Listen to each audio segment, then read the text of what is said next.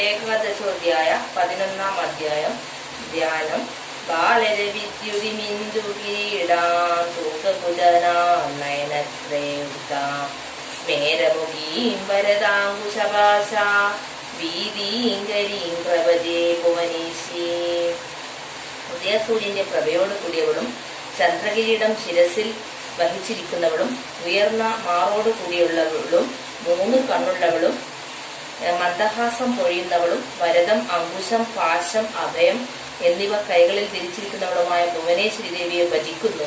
ഋഷിരുവാച. ഋഷി പറഞ്ഞു: ദേവ്യാഹതേ തത്ര മഹാസുരേന്ദ്രേ സേന്ദ്രാസുരാവഹ്നി പുരോഗമാസ്താം കാത്യായനീം തുഷ്ടുരിഷ്ടലാഭാ വികാസീ വക്രാബ്ജ വികാസിതാശാ. മഹാസുരശ്രേഷ്ഠൻ ദേവിയാൽ വധിക്കപ്പെട്ടപ്പോൾ ഇന്ദ്രനോട് കൂടിയവരും